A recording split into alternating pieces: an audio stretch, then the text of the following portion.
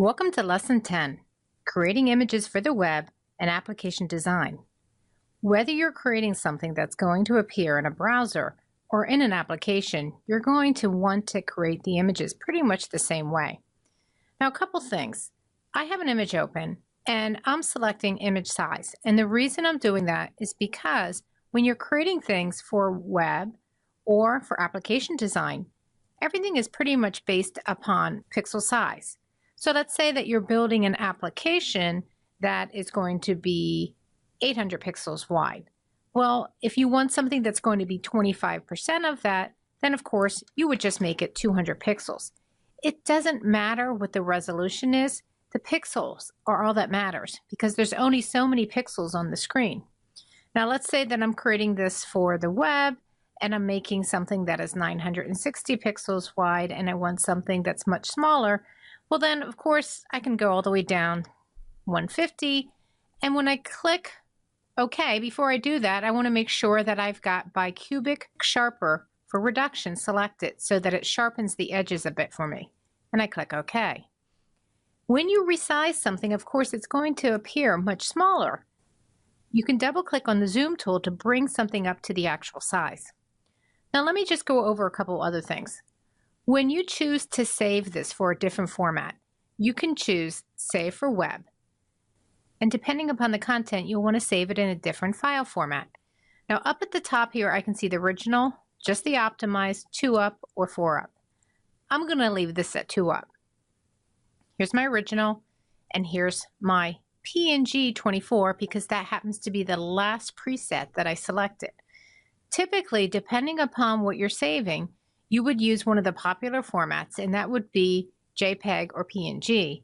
There is a use also for GIF, but GIF is used a lot less now. If I were to select something like, for instance, JPEG, you'd see that the transparency on my original disappears because JPEG does not support transparency. You also see down here that my file size is relatively small as compared to 137K in the original. It's now only about 9K. Now, if I switch this to a PNG 24, which supports a nice smooth gradation of colors, you'll see that PNG does support the transparency, but then you also see that my file size is dramatically increased. So depending upon the file size and the final visual that you want, you might have to play with these settings a bit. If I do decide I want to go with GIF, I'll switch to the preset over here. I'm going to select GIF, but I don't want the dither. The dither is kind of like a pixelated effect that appears when you don't have enough colors. You'll see that I can bring this into a GIF, and in this particular image it works okay because it's small enough. But I can also come in here and I can increase the color or decrease the colors if I need to reduce the file size even more. So you'll notice that if I bring the colors down to 8, the file size is down to 3K, but the image definitely suffers. I'm going to go back up to 64. It seems the best format for this particular file would probably be a JPEG because it's a relatively small file size, and JPEGs do support that nice smooth gradation that we need from one color to another.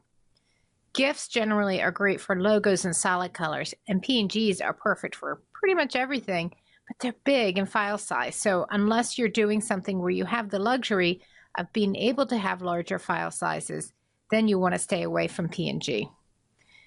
So I'm selecting JPEG, but I want to make this look like it's transparent, and perhaps it's going on a background color.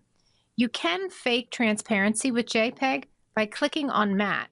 And if you select matte, you can choose the color that you're using. And maybe in this case, I have a blue, or I can even enter a value into this section down here, a hexadecimal value. But I'm going to click OK, and you'll see it puts the color in for me.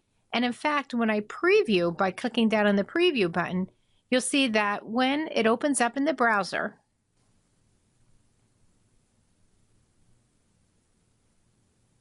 it provides a preview of how that is going to look if it's on a browser window that has that background color or an application that has that background color.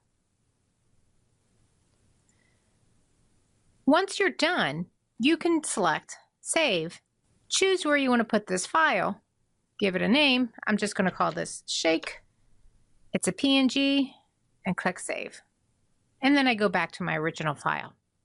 So in this video, you learned a little bit about saving your files for the web or for building applications.